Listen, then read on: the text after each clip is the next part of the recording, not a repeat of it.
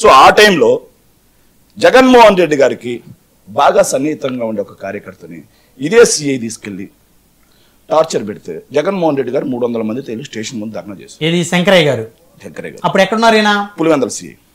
అప్పుడు Pulivendula CI. Okay. 300 మందితో వెళ్ళి పెడితే 300 మీద జగన్మోహన్ రెడ్డి గారితో సహా అందరి మీద కేసు పెట్టాడు. మరి జగన్మోహన్ రెడ్డి గారి మనిషి అయితే జగన్మోహన్ రెడ్డి గారి మనుషులను తీసుకెళ్ళి ఎందుకు కొడతారు? జగన్మోహన్ రెడ్డి గారి మీద ఆయన అనుచరుల మీద ఎందుకు కేసు పెట్టారు? Point number 1. Next point number 2, Chandrababu Naidu గారి ప్రభుత్వ హయాంలోనే పులివెందుల ప్రాంతం మొత్తం సీఏగా చేశాడు. మరి జగన్మోహన్ రెడ్డి గారి మనిషి అయితే చంద్రబాబు నాయుడు గారికి అధికారంలో ఉండగా ఎందుకు పులివెందుల సీఏ ఇచ్చారు మీరు? Point number 2. నెక్స్ట్ మూడో అంశం ఏంటంటే అతను అక్కడ చెరిపి వేస్తున్నాడు అన్నాడు. ఎవరు చెరిపేశారు? ఎర్రగంగిరెడ్డి. ఎవరు ఎర్రగంగిరెడ్డి? సునీల్ యాదవ్, వీళ్ళంతా ఒక బ్యాచ్.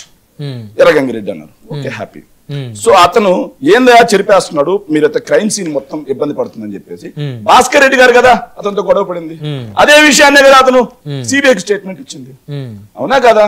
క్రైమ్ సీన్ చెరిపేస్తున్నారు అని చెప్పి అదే సిఐతో భాస్కర్ రెడ్డి గారు గొడవ పడ్డారు. అదే విషయాన్ని అతను సిబిఐకి ఇచ్చారు దర్యాప్తులో. మరి అలాంటప్పుడు భాస్కర్ రెడ్డి గారి మీద నేరం ఆరోపిస్తారు. సరే, నేరం ఆరోపించారు. మేము ఈ రోజు కోర్టులో న్యాయస్థానం ముందు మేము పోరాడతాం. కోర్టు తీర్పిచ్చింది అనుకోండి, మేము శిరసా వహిస్తాం. కోర్టు తీర్పిలేదనుకోండి, మరి మీరు ఈ రోజు నేరస్తుడు అనే మాటలు ఆ మనిషికి మానసికంగా ఇబ్బంది కాదు, అది కూడా ఆలోచించాలి. ఇక మీరు చూసుకుంటే సిఐ శంకరయ్య అనే అతను. ఇప్పుడు సిఐ శంకరయ్యకి వైఎస్ఆర్సీపీ స్టాండ్ ఏంటి? Sir YSRCP stand CI Shankaraiah అని ఒకటే కాదు సార్. కానీ మేమేం చెబుతున్నాం అంటే పోలీస్ రూల్స్ అని చెప్పి అంటున్నారు సార్. సో నేను ఒక సిఐ అనుకోండి సార్. సో నన్ను ముఖ్యమంత్రి గారు హౌస్ సాక్షిగా నా మీద ఎలాంటి నేరం నిరూపించబడలేదు. నా మీద ఎలాంటి నేరం నిరూపించబడలేదు. సుప్రీంకోర్టులో అది పెండింగ్ లో ఉంది. నిరూపించబడకుండానే ముఖ్యమంత్రి గారు హౌస్ లో కూర్చొని కోట్లాది మంది ఆంధ్ర ప్రజలు చూస్తూ ఉండగా, తెలుగు ప్రజలు చూస్తూ ఉండగా నన్ను నేరస్తుడు అని చెప్పి ముద్దేస్తే నా పరువుకు నష్టం. చంద్రబాబు నాయుడు గారు సిఎస్ శంకరయ్య గారిని అసెంబ్లీలో నేరస్తుడు అన్నాడు. వాళ్ళకి సహకరించారని చెప్పారు. సో అన్నప్పుడు అతను పరువుకు భంగం కలుగుతుందా?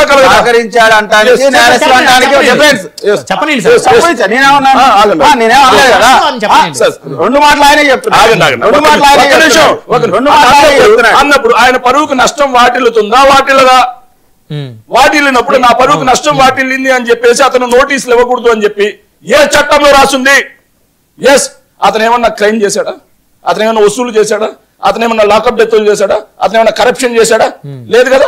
ఒకవేళ చేసున్నా సరే పోలీస్ రూల్ ఇదిగోండి sir, article 14 equality before law. Removal చేసే ముందు ఏం చేయాలి? ప్రభుత్వ ఉద్యోగులను ఎవరినైనా రిమూవ్ చేసే ముందు ఎంక్వైరీ చేయకుండా తీసేయడానికి లేదు. వీళ్ళేం ఎంక్వైరీ చేశారు? అతనికి సోకాజ్ నోటీసులు ఇచ్చి పిలిచి అతని దగ్గర నుంచి వివరణ తీసుకుందా ఈ ప్రభుత్వం? సో ఇది వైలేషన్ ఆఫ్ లా కదా. సో మీరు మీ ఇష్టారీతిలో ముఖ్యమంత్రి గారిని ప్రశ్నిస్తే పోలీస్ అధికారిని తీసేస్తారా?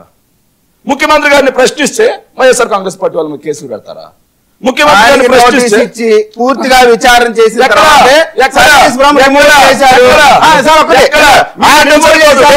సిఐ శంకరయ్య మీద ఉన్నటువంటి ప్రేమలో రాజశేఖర రెడ్డి గారి తప్పుడు పైన ఈ పరిస్థితి ఉండేది కాదు కదా. సరేపా, ఈ పరిస్థితి ఉండేది కాదు కదా. సిఐ శంకరయ్య మీద ఉన్న ప్రేమలో 1% వివేకానంద రెడ్డి మీద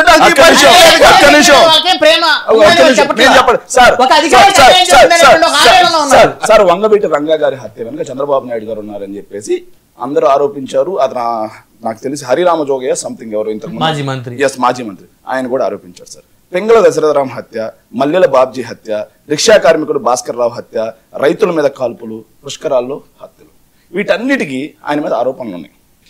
నేను నేర నిస్త్రే చేశాడు, చంద్రబాబు చేశాడు, చంపేశాడు అని మాట్లాడితే సమంజసం అవుతుందా? సమంజసం అవుతుందా మీరు చెప్పండి. సో అది వివేకానంద రెడ్డి గారిని చంపింది పోయింది, నేరస్తుడో ముద్దాయో అన్నా అంట. ఇప్పుడు దాన్ని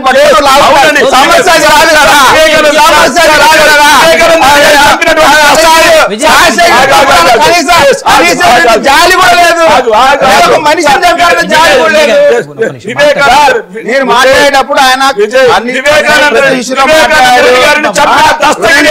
వివేకానంద రెడ్డి గారిని నరికి చంపినటువంటి దస్తగిరి అనే 3rd క్లాస్ రౌడీని ఒప్పుకున్నాడు నేను అప్రూవల్ గా. వాడితో అంటగాగేది ఎవరయా? ఎవరు అంటగలుగుతున్నారు? ఎవరు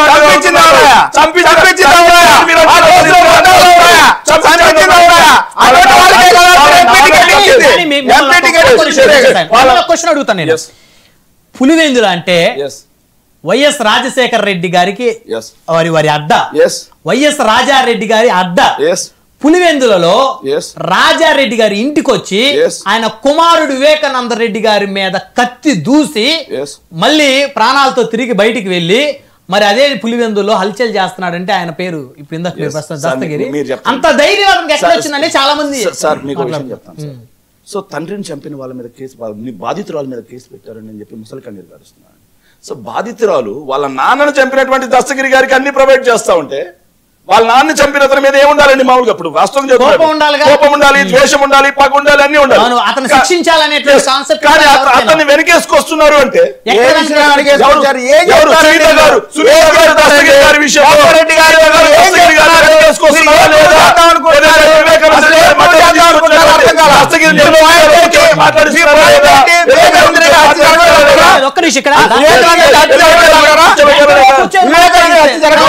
ఆయన ఎక్కడో కూర్చోబెట్టి మాట్లాడిస్తే దానికను సునీత గారికి ఏంటంటే సార్ మీకు విషయం చెప్తాండి. సునీత గారికి దస్తగిరి గారికి ఏదైతే దస్తగిరి విషయంలో సునీత గారు చేసిన మేలు ఏంటంటే పులివెందుల ప్రాంతంలో ఎవరు అడిగిన చూద్దాం.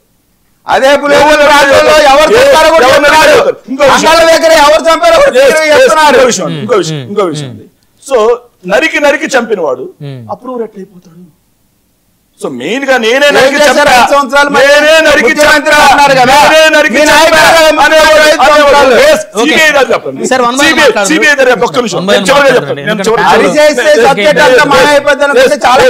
ఒక్క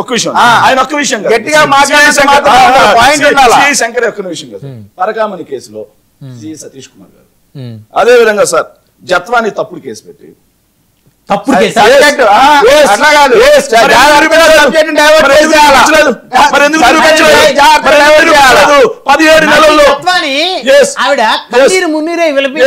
ఎక్కడండి నన్ను ఎవరు తీసుకెళ్లేదు ఓపెన్ గా చెప్పండి. వీళ్ళు సజ్జల గారి గెస్ట్ హౌస్ తీసుకెళ్లారండి, ఆవిడని వేధించారని చెప్పి వీళ్ళు ఆరోపించారండి. కానీ ఆవిడ ఏం చెప్పింది?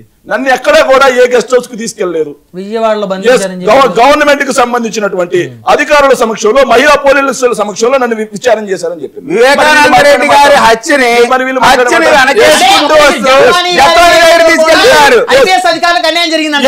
ఇంకో విషయం ఇంకోటి కాంతి